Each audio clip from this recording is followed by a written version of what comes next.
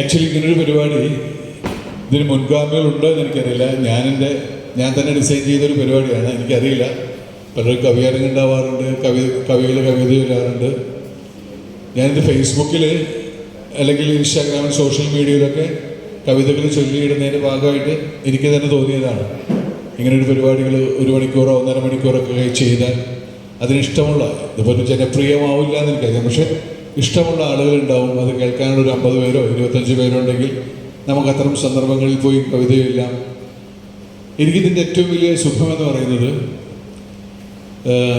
ഒരു കവിത ചൊല്ലി കഴിയുമ്പോൾ എനിക്ക് ഒരു സിനിമയിലെ മനോഹരമായൊരു സീൻ അഭിനയിച്ച ഒരു സുഖം കിട്ടുന്നു എന്നുള്ളതാണ് എന്നെ സംബന്ധിച്ചിടത്തോളം ഇതിനൊരു അനുഭവം.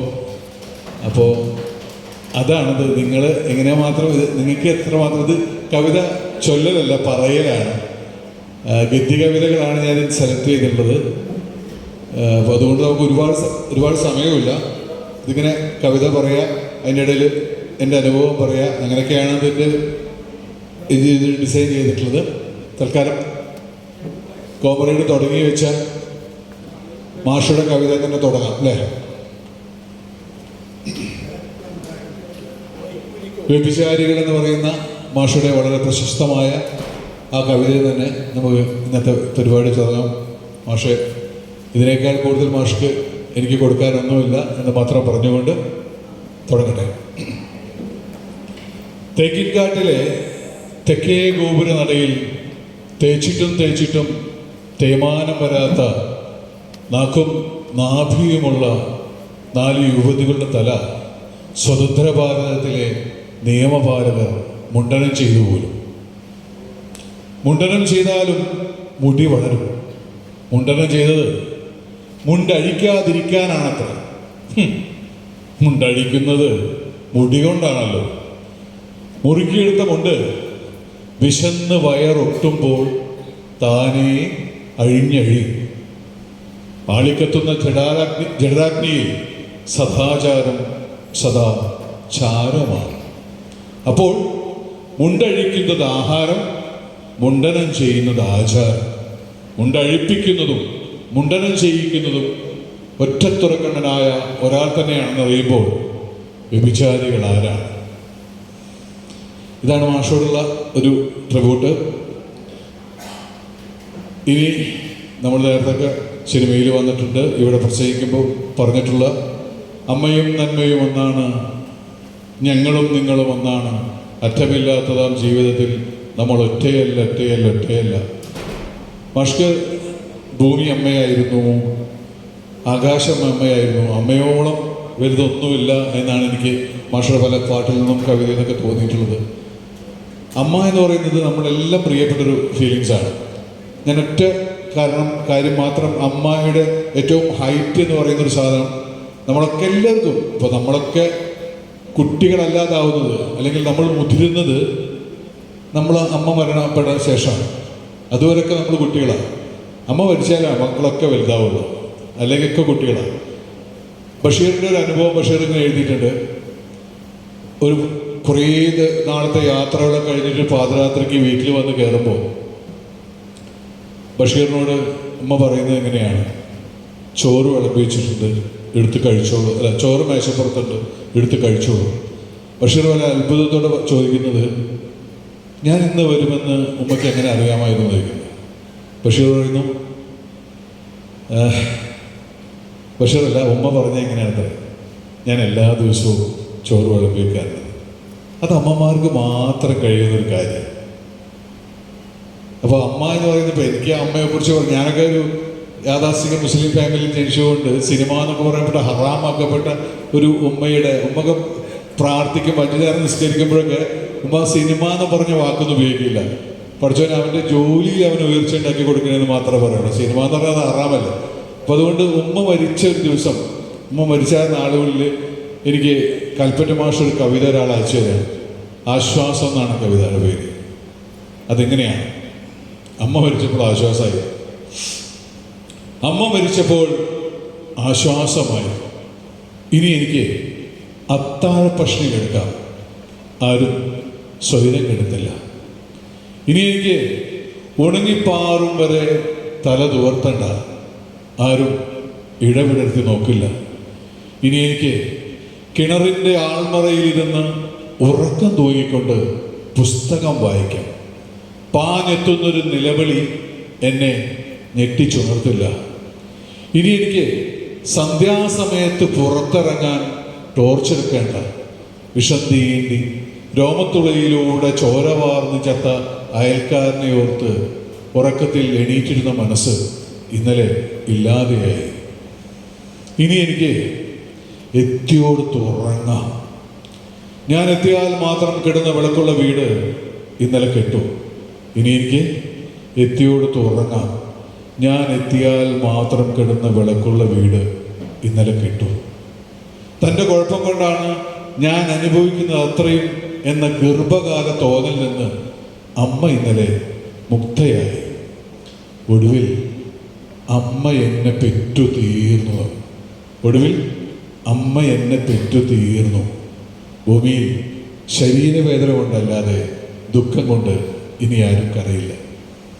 അമ്മ പെറ്റു തീർന്നപ്പോഴാണ് മരണത്തോടെ അതുവരെ ഇങ്ങനെ അമ്മ ഗർഭം കൊണ്ടിരിക്കുകയാണെന്ന് പറഞ്ഞു. അമ്മമാരെ പറയുമ്പോൾ ഇങ്ങനെ ഞാൻ കുറച്ചു കാലമായിട്ട് ഇതിങ്ങനെ ചൊല്ലിക്കൊണ്ടിരിക്കുകയുണ്ട് പല സ്ഥലങ്ങളും. അപ്പോഴൊക്കെ അവിടെ ഇങ്ങനെ കരയുന്ന ആളുകളെ നമ്മൾ കാണാറുണ്ട്. അമ്മമാരെ പറ്റി പറയുമ്പോൾ എല്ലാവർക്കും വലിയ വേറൊരു അമ്മ കവിത കൂടി പറയാൻ ഞാനിട്ട് ഇതിൻ്റെ കണ്ടിന്യൂസ് ആയിട്ട് ഞങ്ങൾക്ക് ഒരുപാട് വർത്തമാനം പറയുന്നില്ല. കാരണം ഇതിൻ്റെ ഇടയിലൊക്കെ കുറേ വർത്തമാനം ഞാനങ്ങനെ കവിതയും വർത്തമാനവുമായിട്ടാണ്. പക്ഷെ നമുക്ക് ഏഴരയ്ക്ക് നിർത്തണം. അപ്പോൾ മാക്സിമം കവിത നിങ്ങളോട് പറഞ്ഞു തന്നിട്ട് വർത്തമാനം പിന്നെ എപ്പോഴെങ്കിലും പറയാമെന്ന് വിചാരിക്കാം. സാവിത്രി രാജീവിൻ്റെ അമ്മയെ കുളിപ്പിക്കുമ്പോൾ എന്ന് പറയുന്നൊരു കവിതയുണ്ട്. അതിങ്ങനെ എൻ്റെ ഉമ്മ ക്യാൻസറായിട്ടൊക്കെ മരിച്ചതൊക്കെ. അപ്പോൾ എൻ്റെ DP കണ്ടാൽ അറിയാം, എൻ്റെ വാട്സപ്പ് DP ഒക്കെ ഉമ്മയും ഞാനും കൂടിയുള്ള ഫോട്ടോ ആണ്.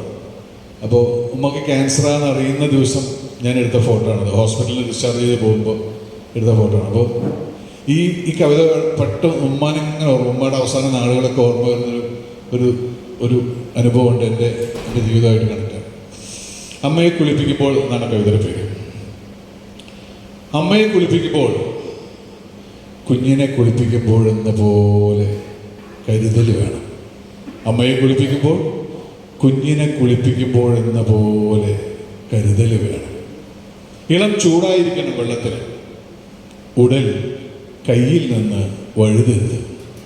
കാലം നേർപ്പിച്ച ഉടൽ കഠിന മണം പരത്തുന്ന സോപ്പ് ലായനി കൊണ്ട് പതയ്ക്കരുത്. കണ്ണുകൾ നീട്ടരുത്. ഒരിക്കൽ നിന്നെ കുളിപ്പിച്ചൊരുക്കിയ അമ്മയുടെ കൈകളിൽ നീ കുലുക്കിക്കളിച്ച വളകൾ കാണില്ല, അവയുടെ ചിരിയ ചിരി. നിന്റെ ഇളം കടിയേറ്റ പഴയ മോതിരം ആ വിരലിൽ നിന്ന് എന്നേ വീണുപോയിരിക്കും. എന്നാൽ ഇപ്പോൾ അമ്മയുടെ കയ്യിൽ കാണാം ചുളിവിൻ്റെ എണ്ണമില്ലാത്ത ഞൊറിവളകൾ, ഓർമ്മകൾ കൊണ്ട് തിളങ്ങുന്നവ. 7 70 7000 അതിൽ നിറഭേദങ്ങൾ എണ്ണുവാൻ മെനക്കെടേണ്ട.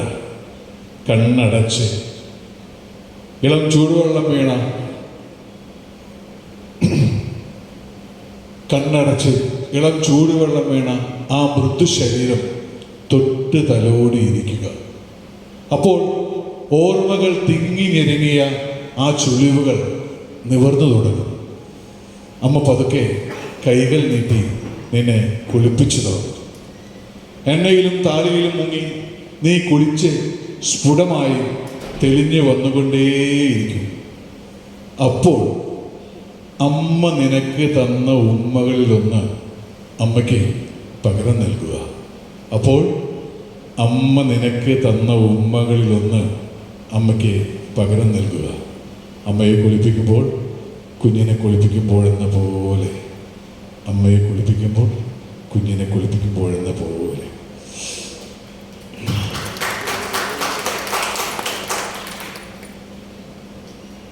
മാക്സിനോട് ഒരാൾ ചോദിക്കുന്നുണ്ട്, എപ്പോഴാണ് ഒരാൾ സ്വതന്ത്രനാവുകയെന്ന്.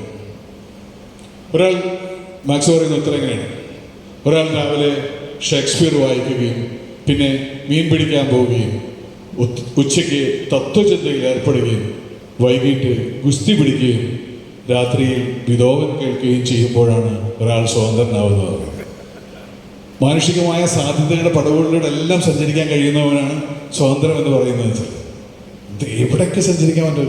അങ്ങനെ എസ് ജോസഫിൻ്റെ ജീവിതം എങ്ങനെയും എന്ന് പറയുന്നൊരു കവിത ഉണ്ട്. അത് വായിക്കുമ്പോഴൊക്കെ എനിക്ക് ഈ മാക്സിൻ്റെ കോട്ട് ഓർമ്മ വരാറുണ്ട്.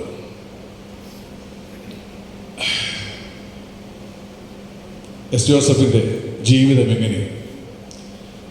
കലയ്ക്കായി ജീവിക്കുക, സ്നേഹം ഒളിച്ചു കടത്തുക. കലയ്ക്കായി ജീവിക്കുക, സ്നേഹം ഒളിച്ചു കടത്തുക.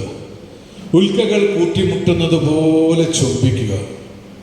ഒരു റെസ്റ്റോറൻറ്റിൽ അന്യഭാഷയിലെ വിഷാദഗാനങ്ങൾ കേട്ടിരിക്കുക. ഏറ്റവും പ്രിയപ്പെട്ട ഒരാളെ യാത്ര അയക്കുവാൻ റെയിൽവേ സ്റ്റേഷനിലെത്തുക. ഒരു പുഞ്ചിരി മാത്രം പാളത്തിലിറങ്ങി തിരിച്ചു പോരുക.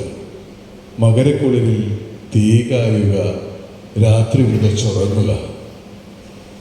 കല്ലിൽ ചവിട്ടി കാട്ടരുവിയിലൂടെ ഈറ്റ വെട്ടാൻ പോവുക. മരുന്ന് പറിക്കുന്ന ഒരമ്മയോടൊപ്പം ഭൂമിയുടെ മണങ്ങളിൽ ഇറങ്ങുക. മലഞ്ചെരിവിലൂടെ ഒരു കാറിൽ ഒഴുകുക. താഴ്വര നോക്കി കരയുക. ആകാശത്തിനടിയിൽ എവിടെയെങ്കിലും സ്നേഹിക്കാൻ, ആകാശത്തിൽ എവിടെയെങ്കിലും പ്രിയപ്പെട്ട ഒരാൾ ജീവിക്കുന്നു എന്ന് സന്തോഷിക്കുക. ഇന്നലെ കൂട്ടുകാരനോടൊപ്പം തുറയിൽ പോയി പുഴയിൽ പരുന്തുകൾ മീൻ പിടിക്കുന്നത് നോക്കി നിൽക്കുകയാണിപ്പോൾ. എങ്ങനെ അവസാനിപ്പിക്കുന്നത്? കലയ്ക്കായി ജീവിക്കുക, സ്നേഹം ഒളിച്ചു കിടത്തുക എന്നൊക്കെ പറഞ്ഞിട്ട് അവസാനിപ്പിക്കുന്നത് എങ്ങനെയാണ്? ഇന്നലെ കൂട്ടുകാരനോടൊപ്പം തുറയിൽ പോയി പുഴയിൽ പരുന്തുകൾ മീൻ പിടിക്കുന്നത് നോക്കി നിൽക്കുകയാണിപ്പോൾ. ഞാൻ പ്രിപ്പയർഡ് അല്ല, എങ്കിലും എനിക്കൊരു കവിത ചൊല്ലണമെന്ന് ഭയങ്കര ആഗ്രഹമുണ്ട്. ഞാൻ ഈ ആശ്വാസം കൽപ്പറ്റ മാഷ് എടുത്തു. ജീവിതം എങ്ങനെയും എന്ന് പറയുന്ന കവിത എസ് ജോസഫിൻ്റെ എടുത്തു. വി എൻ ഗിരിജിൻ്റെ കവിത ഉണ്ടായിരുന്നു. വി എൻ ഗിരിജിൻ്റെ കവിത ഭയങ്കര രസമുള്ള ഒരു അനുഭവം. ഞാനൊരു സിനിമയുടെ പ്രീമിയർ ഷോ കാണാൻ പോയ സമയത്ത് ഗിരിജി ചേച്ചി അവിടെ വന്നു. അപ്പോൾ പണ്ടങ്ങാണ്ട് ഞാൻ പഠിച്ചൊരു കവിതയുടെ ഞാൻ 2 വരി ടീച്ചറെ എനിക്ക് ഭയങ്കര ഇഷ്ടമുള്ളൊരു കവിത ഉണ്ടെന്ന് പറഞ്ഞിട്ട് ഞാൻ ടീച്ചറോട് ചൊല്ലിക്കെട്ടപ്പോൾ ടീച്ചർ പറഞ്ഞു അതെൻ്റെ വരികളല്ല, ടീച്ചർ പോലും മറന്നുപോയായിരുന്നത്. ഇപ്പം ഞാൻ പറഞ്ഞു അല്ലല്ല ഒരു മിനിറ്റ് ഞാൻ ഓർക്കട്ടെ എന്ന് പറഞ്ഞിട്ട് ഞാൻ അവിടെ വരും. ഞാൻ നിശബ്ദതയുടെ നെടുവീർപ്പിൽ നിന്നോടൊത്ത് കിടക്കാൻ മാത്രം. ഉടയാടകൾ ഊരില്ല, ഉടലുരുകില്ല, ചുണ്ടുകൾ തിരയില്ല, നിൻ ചിരിയും ചുവപ്പും. വിരൽ മാത്രം വിരലിൽ കോർത്ത് കിടക്കാം, രാവിൻ മൂകതയും ഒഴിമാറ്റം ചെല്ലാം എന്നൊക്കെ പറഞ്ഞ് ഞാൻ എനിക്ക് ഓർമ്മയുള്ള വരികളൊക്കെ ചൊല്ലിക്കെടുത്തപ്പോൾ ഇതെൻ്റെ കവിതയെന്ന്. അപ്പോൾ എനിക്കങ്ങനെ കവികളുടെ മുമ്പിൽ കവിത ചൊല്ലിക്കൊടുക്കുക അല്ലെങ്കിൽ അതൊരു ഭയങ്കര സന്തോഷം തരുന്നൊരു കാര്യം കൂടിയാണ്.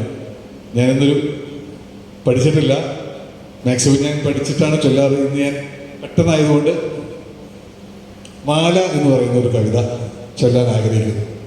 ആരുതാന്ന് ഞാൻ പറയില്ല. മാലയിടാൻ അവൾക്ക് എന്നും കൊതിയായിരുന്നു. മാലയിടാൻ അവൾക്ക് എന്നും കൊതിയായിരുന്നു. കുഞ്ഞുനാളിലെ സ്വർണ്ണമാല അണിഞ്ഞ് അവൾ കണ്ണാടി നോക്കി രസിക്കുമായിരുന്നു. കുഞ്ഞുനാളിലെ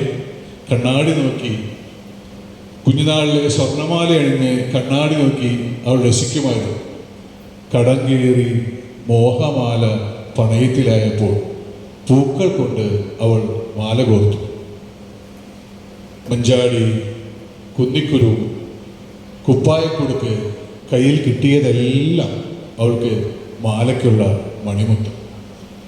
കല്യാണമാല അണിഞ്ഞു നിൽക്കുന്ന ചിത്രത്തിൽ ഇന്നും അവൾക്ക് നാണത്തിൻ്റെ പത്തര മാറ്റം. അവമാനിതയായ ഒരു രാത്രിയിൽ സാരി കൊണ്ടൊരു മാലയുണ്ടാക്കി അവൾ കഴുത്തിലിട്ടു. പിന്നീട് കണ്ണാടി അവളെ കണ്ടിട്ടില്ല. ലാവണ്യവർഷം കവിതയാണ് അല്ലേ? ലാവണ്യനോട് ഞാൻ ഒരു ദിവസം ചോദിച്ചിട്ട് എന്നോട് ആരോ ഇങ്ങനെ പറഞ്ഞു, ലാവണ്യൻ ഇങ്ങനൊരു കവിത ഉണ്ട്, നിനക്ക് ചൊല്ലാൻ പറ്റിയതാണെന്ന് പറഞ്ഞിട്ട്. അപ്പോൾ ഞാനത് എടുത്തു വെച്ചതാണ്, പഠിക്കണം. ഈ അടുത്ത കാലത്ത് ഞാൻ വായിച്ച ഒരു പുസ്തകമുണ്ട്. കവിത മീനേ മീൻമണമേ എന്ന് പറയുന്ന ആതിരയാറിൻ്റെ വെറും 30 കവിതകളുള്ള ഒരു കൊല്ലമായിട്ടുള്ള പുസ്തകം ഇറങ്ങിയിട്ട് എനിക്ക് തോന്നണം ഒരു 10-12ഓളം അവാർഡുകൾ ആ കുട്ടിയെ തേടി ഇപ്പോൾ തന്നെ വന്നിട്ടുണ്ട്. ആ കുട്ടിയുടെ തോറ്റുപോയവർ ജീവിക്കുമ്പോൾ എന്ന് പറയുന്നൊരു കവിതയുണ്ട്. ഞാനത് 1-2 സ്ഥലങ്ങളിൽ ഇപ്പോൾ റസൂൽ പൂക്കുട്ടിയോട് ഞാൻ ഈ കവിത ചൊല്ലിക്കൊടുത്തപ്പോൾ പുള്ളി പറഞ്ഞു, ഞാൻ തോറ്റുപോയൊരു മനുഷ്യനായിരുന്നു, ഞാൻ അവിടെ നിന്നാണ് കരകയറി വന്നതെന്ന് പറയുന്നത്.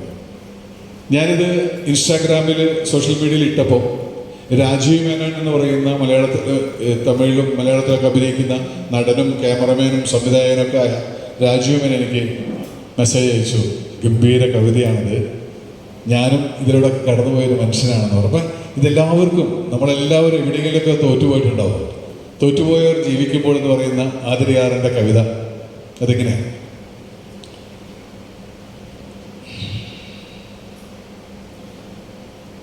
തോറ്റുപോയവരെല്ലാം തൊട്ടടുത്ത നിമിഷം മരിച്ചു പോകുന്നുവെന്ന് ആരാണ് നിങ്ങളോട് പറഞ്ഞത്? തോറ്റുപോയവരെല്ലാം തൊട്ടടുത്ത നിമിഷം മരിച്ചു പോകുന്നുവെന്ന് ആരാണ് നിങ്ങളോട് പറഞ്ഞത്? നിങ്ങൾക്കറിയാഞ്ഞിട്ടാണ്. ഒരിക്കൽ തോറ്റവർക്ക് പിന്നീടെല്ലാം എളുപ്പമാണ്. ഒരിക്കൽ തോറ്റവർക്ക് പിന്നീടെല്ലാം എളുപ്പമാണ്. ഇനിയില്ലെന്ന് നിങ്ങൾ കരുതുന്നിടത്ത് വേരുകളാഴ്ത്തി പതിയെ അവർ നടന്നു നീങ്ങുന്നു. ചോര പൊടിഞ്ഞാലും നീറി പുകഞ്ഞാലും അവർ നടക്കുമ്പോൾ കാൽപ്പാടുകൾക്ക് തെളിച്ചമുണ്ടാകും. ഇനി ആരും പിന്തുടരില്ലെന്ന ബോധമല്ല അത്, ഇനി ആർക്കും എത്തിപ്പിടിക്കാൻ കഴിയില്ലെന്ന ബോധ്യമാണ്. നോക്കിയിരിക്കെ ഭൂതകാലത്തിൽ നിന്നും ഭാവിയിലേക്ക് ഏച്ചുകെട്ടലുകളില്ലാതെ വർത്തമാനത്തിന്റെ ഊഞ്ഞാലാട്ടങ്ങളിൽ അവർ ആകാശം തൊടുമ്പോൾ, നോക്കിയിരിക്കെ ഭൂതകാലത്തിൽ നിന്നും ഭാവിയിലേക്ക് ഏച്ചുകെട്ടലുകളില്ലാതെ വർത്തമാനത്തിന്റെ ഊഞ്ഞാലാട്ടങ്ങളിൽ അവർ ആകാശം തൊടുമ്പോൾ ഇതെന്ത് കൺകെട്ടെന്ന് നിങ്ങൾ അത്ഭുതപ്പെട്ടേക്കാം. ഞാൻ എന്നെ തൊട്ടതുപോലെ അവർ പുഞ്ചിരിക്കും. നിങ്ങൾ ഏൽപ്പിച്ച മുറിവുകളെക്കുറിച്ച് നിരന്തരം അവർ ഓർപ്പിക്കുമെന്ന് ആശങ്കപ്പെടേണ്ടതില്ല. പകരം നിങ്ങൾ കാണാത്ത ഉദയാസ്തമയ ഭംഗിയെക്കുറിച്ച്, മഞ്ഞുവീഴ്ചകളെക്കുറിച്ച്, മഴയുടെ രാഗങ്ങളെക്കുറിച്ച്, വെയിലുമ്മകളെക്കുറിച്ച്, എന്തിന് കാപ്പിത്തോട്ടങ്ങൾക്കിടയിൽ പാറിപ്പറക്കുന്ന മരതക വണ്ടുകളെക്കുറിച്ച് പോലും അവർ നിങ്ങൾക്ക് പറഞ്ഞു തരും. നോക്കൂ, തോറ്റുപോയവരെല്ലാം പുതിയ ചരിത്രം എഴുതുന്നവരാണ്. അതിൽ നിങ്ങളൊക്കെ മരിച്ചുപോയതാണ്. പ്രിയ, തോറ്റുപോയവരെല്ലാം തൊട്ടടുത്ത വർഷം മരിച്ചു പോകുന്നില്ല. ഒരു തമാശ കവിത, തമാശയല്ല കേട്ടോ, ഭയങ്കര സത്യമായിട്ടുള്ളൊരു കവിതയാണ്. കുഴൂർ വിൽസന്റെ കവിതയാണ്. നമ്മൾ മൂല്യം അളക്കുന്നത് എങ്ങനെയാണെന്നുള്ളതിൻ്റെ ഒരു സാധനമുണ്ട്. ഒരു സാധനം ഒരു ഭൂമിയിൽ എങ്ങനെ ഉണ്ടാവുന്നു, വെള്ളം ദാഹിച്ചു വലയുന്നതിന് എങ്ങനെയാണ് വെള്ളം എന്നൊക്കെ പറയുന്ന പോലെ ഞാൻ ഡീറ്റെയിലായിട്ട് അങ്ങനെ പറയുന്നില്ല. സ്വർണത്തെക്കുറിച്ച് ഒരു 22 കാരറ്റ് കവിത എന്നാണ് ഈ കവിതയുടെ പേര്. സ്വർണത്തെക്കുറിച്ച് ഒരു 22 കാരറ്റ് കവിത. എൻ്റെ പൊന്നെ, പെണ്ണുങ്ങളുടെ ഉടലിൽ നീ സുന്ദരിയാവുന്നത് അരഞ്ഞാണമായി ആലസ്യത്തിൽ കിടക്കുമ്പോൾ മാത്രമാണ്. എൻ്റെ പൊന്നെ, പെണ്ണുങ്ങളുടെ ഉടലിൽ നീ സുന്ദരിയാവുന്നത് അരഞ്ഞാണമായി ആലസ്യത്തിൽ കിടക്കുമ്പോൾ മാത്രമാണ്. നീയില്ലാത്ത കാതുകളും കാൽപാദങ്ങളും എത്രയോ തവണ പ്രലോഭിച്ചിട്ടുണ്ട്. വെറും മഞ്ഞ ചരടുകൾ പകരമായി നിന്നിട്ടുണ്ട്. ഒരു കാതിൽ നീ ഊഞ്ഞാലാടുന്നത് കാണാൻ കൗതുകമൊക്കെ ഉണ്ട്. ഒരു മൂക്കുത്തിയാൽ കൂർത്ത നോട്ടത്താൽ ഉറക്കം കെടുത്തിയിട്ടുണ്ട്. മുക്കുമൂക്കുത്തികൾ പകരം നിന്നിട്ടുമുണ്ട്. എങ്കിലും എൻ്റെ പൊന്നെ, നീ പൊന്നാകുന്നത് പണയത്തിലിരിക്കുമ്പോൾ തന്നെ. എങ്കിലും എൻ്റെ പൊന്നെ, നീ പൊന്നാകുന്നത് പണയത്തിലിരിക്കുമ്പോൾ തന്നെ. തൂക്കിലേറി കൂടുതൽ വിപ്ലവകാരിയെ പോലെ, തൂക്കിലേറി കൂടുതൽ വിപ്ലവകാരിയെ പോലെ, അതിർത്തിയിൽ വെടിയേറ്റ് കൂടുതൽ പട്ടാളക്കാരനെ പോലെ, പണയത്തിൽ എൻ്റെ പൊന്നെ, എൻ്റെ പൊന്നെ, എൻ്റെ പൊന്നെ. തിരുവനന്തപുരം.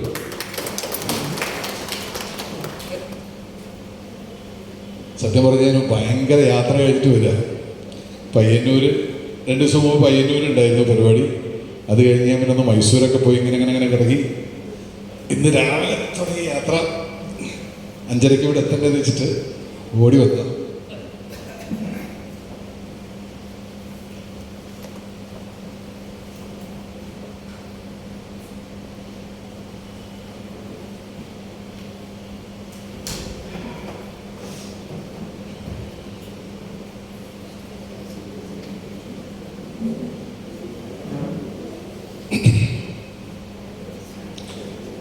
യുദ്ധത്തെക്കുറിച്ച് ഒരു കവിത. യുദ്ധം ഇപ്പം നമ്മളൊക്കെ എന്താണ് യുദ്ധമെന്ന്, അല്ലെങ്കിൽ യുദ്ധത്തിൻ്റെ എഫക്റ്റ് നമ്മളൊന്നും അത് വെറുതെ അതിർത്തിയിലെ പടക്കം പൊട്ടൽ മാത്രമായി മാറിയിരുന്ന ഒരു കാലത്തുനിന്ന് നമ്മളൊക്കെ അനുഭവിച്ചു തുടങ്ങി. അല്ലെ, സാധാരണക്കാർ പോലും മനസ്സിലാക്കി തുടങ്ങി. എന്ന് പറഞ്ഞ വഴിക്ക് ഇപ്പോൾ ചായക്ക് 20 രൂപയായി മാറിയത് കാഴ്ച കണ്ട്. അത് ഗ്യാസ് ഇല്ല എന്ന് പറയുന്ന ഒരവസ്ഥ എങ്ങനെയാണത് നമ്മളൊക്കെ ഓരോ അടുക്കളയിലേക്കും അത് അനുഭവിച്ചു തുടങ്ങിയ ഒരു കാലത്താണ്.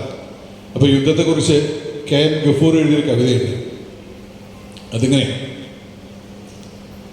അറിയാതെ പന്ത് തട്ടി ഒരു ചില്ല് പൊട്ടിയതിന്, അറിയാതെ പന്ത് തട്ടി ഒരു ചില്ല് പൊട്ടിയതിന് മക്കളെ തല്ലുന്ന, കറിയിൽ ഉപ്പ് കൂടിയതിന് പാത്രം വലിച്ചെറിയുന്ന, വൈകി വന്നതിന് വാതിൽ വലിച്ചടയ്ക്കുന്ന, തെക്കിൻകുറ്റിയുടെ അവകാശ തർക്കത്തിൽ അയൽക്കാരനെ തെറി വിളിക്കുന്ന, ഒരു കൊടിക്കാലിൻ്റെ പേരിൽ എതിർ പാർട്ടിക്കാരനെ വെട്ടിക്കൊല്ലുന്ന നമ്മൾ ചോദിക്കുന്നു, എന്തിനാണ് ഈ യുദ്ധം? നമ്മൾ വലുതായതാണ് ഈ യുദ്ധം. നമ്മൾ വലുതായതാണ് ഈ യുദ്ധം.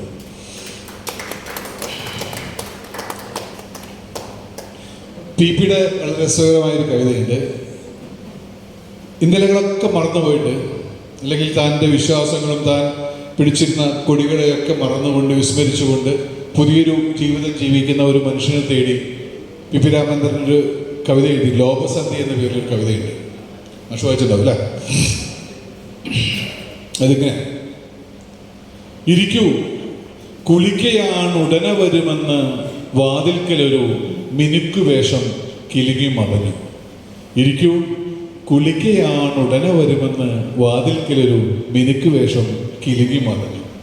ഇരിപ്പുറയ്ക്കുന്നില്ല മാംസള സോഫയിൽ.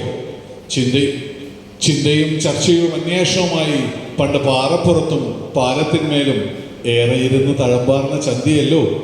അരുതു പ്രാകൃതം സന്ധി എത്രയേ സംസ്കൃതം. അരുതു പ്രാകൃതം സന്ധി എത്രയേ സംസ്കൃതം. കാലങ്ങളുടെ സന്ധി, പകൽ ഇരവുകളുടെ സന്ധി, ഏറെ നാൾ കൂടി ചങ്ങാതി നാം ഇരുവരുടെയും സന്ധി. സന്ധി ചെയ്തില്ല നാം അന്ന് കാലവും ലോകവുമായി.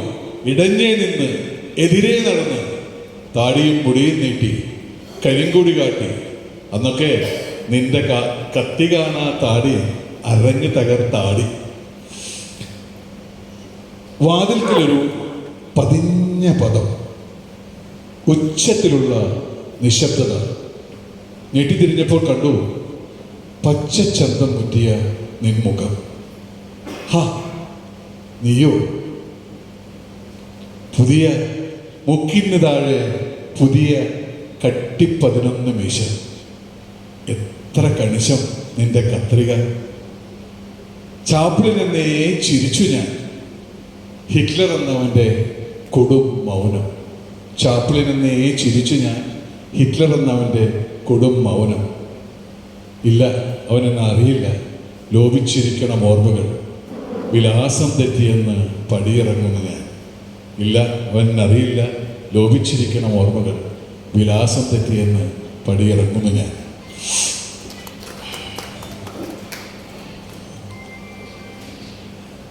കുറച്ച് പ്രണയ കവിതയിലേക്ക് പോയാലോ?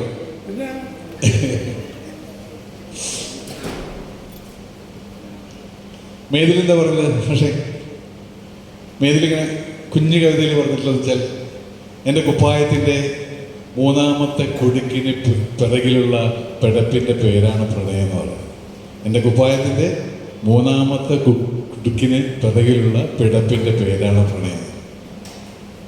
വീരാൻകുട്ടി മാഷ് പറയുന്നത്, പ്രണയമില്ലെങ്കിൽ ഉടലിനോളം കടുപ്പമുള്ള മരമില്ല വേറെ, ചുണ്ടുകൾ കൊണ്ട് എത്ര കുത്തിയാലും ശില്പമാവില്ല എന്ന് പറയും.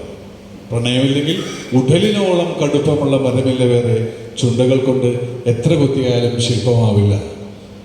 മാഷ് എന്നെ വേറെ പറയുന്നത് വെച്ചാൽ, സ്റ്റിക്കർ എന്ന് പറയുന്ന അദ്ദേഹത്തിൻ്റെ കവിതയിൽ ഓർത്തിരിക്കാതെ രണ്ട് പ്രാണം തമ്മിൽ ചേരുന്നതിൻ്റെ ആകസ്മികതയുണ്ട് ഓരോ പ്രണയത്തിലും. ഓർത്തിരിക്കാതെ രണ്ട് പ്രാണം തമ്മിൽ ചേരുന്നതിൻ്റെ ആകസ്മികതയുണ്ട് ഓരോ പ്രണയത്തിലും. കീറിക്കൊണ്ടല്ലാതെ വേർപ്പെടുത്താൻ കഴിയാത്തതിൻ്റെ നിസ്സഹായതയുണ്ട് അതിൻ്റെ വേർപിരിയിൽ നിന്ന്. കീറിക്കൊണ്ടല്ലാതെ വേർപ്പെടുത്താൻ പറ്റാത്ത നിസ്സഹായതയുണ്ട് അതിൻ്റെ പിരിയിൽ എന്ന് പറയുന്നത്. ആതിരയാർ പറയുന്നത്, സൂചിയിൽ നൂല് കോർക്കുന്ന സൂക്ഷ്മതയിൽ ഓരോ മനുഷ്യനും ആരോ ഒരാളാൽ പരിഗണിക്കപ്പെടുന്നുണ്ടെന്നാണ്. സൂചിയിൽ നൂല് കോർക്കുന്ന സൂക്ഷ്മതയിൽ ഓരോ മനുഷ്യനും ആരോ ഒരാളാൽ പരിഗണിക്കപ്പെടുന്നുണ്ട്. നീ എന്നെയും ഞാൻ മറ്റൊരാളെയും എന്ന പോലെ. നിരഞ്ജന്റെ കവിതയ്ക്ക് ഭയങ്കര രസമുള്ള വേറൊരു സാധനം. നിരഞ്ജൻ പറയുന്നത് 110 kV ലൈനിലെ രണ്ട് കമ്പികളിലിരിക്കുന്ന രണ്ട് പക്ഷികൾക്ക്, 110 kV ലൈനിലെ രണ്ട് കമ്പികളിലിരിക്കുന്ന രണ്ട് പക്ഷികൾക്ക് പരസ്പരം കൊക്കുരുമാനുള്ള തോന്നലിൻ്റെ വോൾട്ടേജിലാണ് പ്രണയം അളക്കപ്പെടുന്നത്. പരസ്പരം കൊക്കുരുമാനുള്ള തോന്നലിൻ്റെ വോൾട്ടേജിലാണ് പ്രണയം അളക്കപ്പെടുന്നത് പറയുന്നത്. ആതിരയാറിൻ്റെ യുദ്ധപ്രഖ്യാപനം എന്ന് പറയുന്ന കവിതയുണ്ട്. 4 വരെയുള്ളൂ. ഒരൊറ്റ മനുഷ്യനിലേക്ക് ലോകത്തെ ചെറുതാക്കാനും, ഒരൊറ്റ മനുഷ്യനിലേക്ക് ലോകത്തെ ചെറുതാക്കാനും, ലോകത്തോളം ഒരു മനുഷ്യനെ വലുതാക്കുകയും ചെയ്യുക എന്നാൽ ജീവിതത്തോട് പ്രിയപ്പെട്ട ഒരു യുദ്ധം പ്രഖ്യാപിച്ചത്. ലോകത്തോളം ഒരു മനുഷ്യനെ വലുതാക്കാനും കഴിയുകയെന്നാൽ ജീവിതത്തോട് പ്രിയപ്പെട്ട ഒരു യുദ്ധം പ്രഖ്യാപിച്ചത്. ആ കുട്ടിയുടെ തന്നെ ചില സ്നേഹങ്ങൾ എന്ന് പറയുന്നൊരു കവിതയുണ്ട്. ഞാൻ ആ കുട്ടിയുടെ ഒരു ബ്രാൻഡ് അംബാസിഡറായിട്ട് നടക്കുന്നതാണ് ഇപ്പോൾ. അങ്ങനെയല്ല, നല്ല 30 കവിതകളും നമുക്ക് എവിടെയും ചൊല്ലാവുന്ന കവിതകളാണ്. ഞാൻ വളരെ കുറച്ച് കവിതകളായിരുന്നു സെലക്ട് ചെയ്തിട്ടുള്ളത്. ചില സ്നേഹങ്ങൾ എന്ന് പറയുമ്പോൾ ആ കുട്ടി പറയുന്നത്, മീൻവണ്ടിയെ കാത്തിരിക്കുന്ന പൂച്ചയെ പോലെയാണ് ചില സ്നേഹങ്ങൾ എന്ന് പറയുന്നത്. എന്താണ് മീൻവണ്ടിയെ കാത്തിരിക്കുന്ന പൂച്ചയെ പോലെ? അതിങ്ങനെ വരുമെന്നോ കാണുമെന്നോ തരുമെന്നോ വാക്കു കൊടുത്തില്ലെങ്കിലും മീൻവണ്ടിയെ കാത്തിരിക്കുന്ന പൂച്ചയെ പോലെയാണ് ചില സ്നേഹം. എന്ത് അവകാശമെന്ന് ചോദിച്ചാൽ വന്നു പോകും വരെ ഇമ വെട്ടാതെ നോക്കിയിരിക്കാനെന്ന പോലെ. എന്ത് കിട്ടുമെന്ന് ചോദിച്ചാൽ മീനിന് കൊതിച്ച് ഒടുവിൽ മീൻ ചെല്ലെങ്കിലും എന്ന പോലെ. എന്തിനിങ്ങനെയെന്ന് ചോദിച്ചാൽ ജീവിച്ചിരിക്കാൻ എന്തെങ്കിലും വേണ്ടയെന്ന മറുചോദ്യം എന്ന പോലെ. ജീവിച്ചിരിക്കാൻ എന്തെങ്കിലും വേണ്ടയെന്ന മറുചോദ്യം എന്ന പോലെ.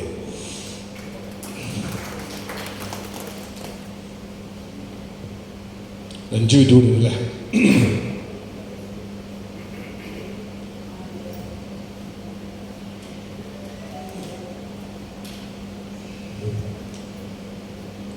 രണ്ട് കവിതകൾ ചൊല്ലേ. ഞാൻ ഈ പ്രണയത്തിൻ്റെയൊക്കെ വേറൊരു സാധനം കൂടി പറയാം.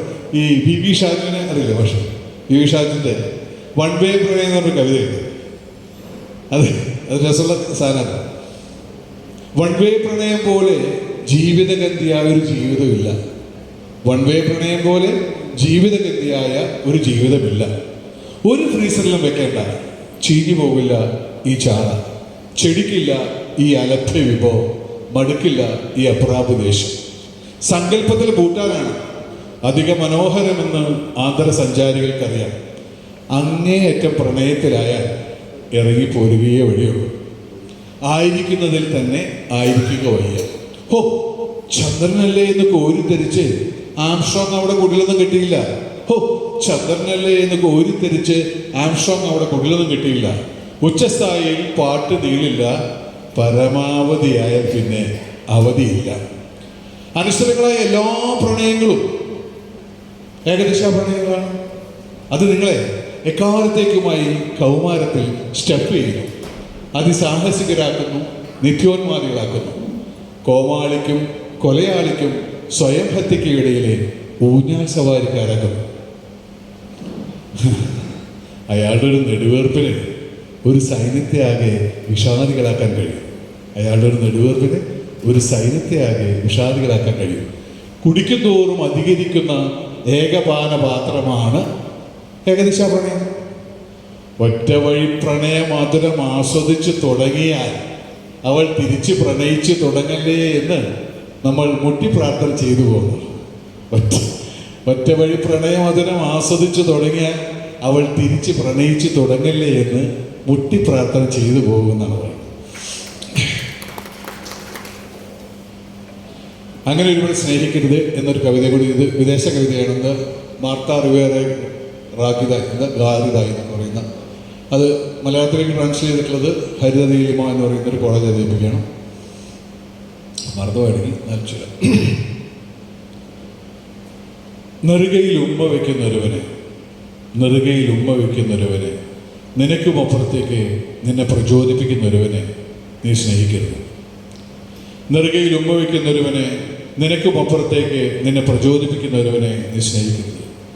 ജാള്യതയോ മടിയോ കൂടാതെ നിന്റെ മുഖത്ത് നോക്കി നീ തെറ്റുകാരി എന്ന് വിളിക്കുകയും പിന്നെയും പിന്നെയും നിന്നെ സ്നേഹിക്കുക മാത്രം ചെയ്യുന്നൊരുവനെ, നട്ടപ്പാതിരയ്ക്ക് നിന്റെ വിളികൾക്ക് മറുപടി പറയുകയും നീ സ്വസ്ഥയും സുരക്ഷിതയുമെന്ന് ആകുലതയോടെ ഉറപ്പുവരുത്തുകയും ചെയ്യുന്നവനെ നീ സ്നേഹിക്കരുത്. നിന്റെ ചങ്ങാത്തങ്ങളെ, ചങ്ങാതിമാരെ, നിന്റേത് മാത്രമായ ജീവിതത്തെ മറുചോദ്യങ്ങൾ ഏതുമില്ലാതെ സ്വീകരിക്കുന്നവനെ നീ സ്നേഹിക്കരുത്. നിന്നെ വെറുതെ ഒന്ന് കാണുവാൻ, മറ്റൊന്നിനുമല്ലാതെ വെറുതെ ഒന്ന് കാണുവാനായി റോമിയെ പോലെ പാഞ്ഞെത്തുന്നവനെ നീ സ്നേഹിക്കരുത്.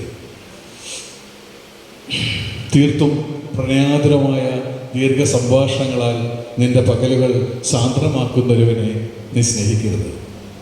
നിന്റെ സ്വപ്നങ്ങളെല്ലാം സസൂക്ഷ്മം കേൾക്കുകയും തൻ്റെ സ്വപ്നങ്ങളെല്ലാം നിനക്കായി പകുത്തു തരികയും ചെയ്യുന്നൊരുവനെ, അത്രമേൽ സുധാരനായൊരുവനെ നീ സ്നേഹിക്കരുത്. കൈയോട് കൈപിടിച്ച് അവനെ നിന്നിൽ ഏൽപ്പിച്ച് നടക്കുന്നൊരുവനെ, അവൻ്റെയും നിൻ്റെയും സ്വപ്നങ്ങൾ ജീവിച്ച് തീർക്കുന്നൊരുവനെ നീ സ്നേഹിക്കരുത്. എന്തുകൊണ്ടെന്നാൽ അങ്ങനെ ഒരുവനെ സ്നേഹിക്കുകയും ജീവിതം പിന്നീട് നിങ്ങളെ ഒന്നിച്ച് ചേർക്കുകയോ വേർപ്പെടുത്തുകയോ ചെയ്തെന്നിരിക്കട്ടെ, പഴയ നിന്നിലേക്ക് നടന്നു കയറാനാവാതെ നിസ്സഹായായി നീ കിതച്ചൊടുന്നു. അവൻ മായ്ച്ചു വരച്ചെഴുതിയ നിന്നിൽ നിന്ന് മുക്തയാവാൻ നിനക്കൊരിക്കലുമാവില്ല. ഒന്നുകിൽ എന്നേക്കുമായി നീ അവനെ ചേർത്ത് പിടിക്കുക, അല്ലെങ്കിൽ അങ്ങനെ ഒരുവനെ സ്നേഹിക്കാതിരിക്കുക. തൽക്കാലം നമുക്ക് നിർത്താം. ഒരു മിനിറ്റ് പോലും കൂടുതൽ എടുത്തിട്ടില്ല തമാശ. നിർത്താം. Thank you.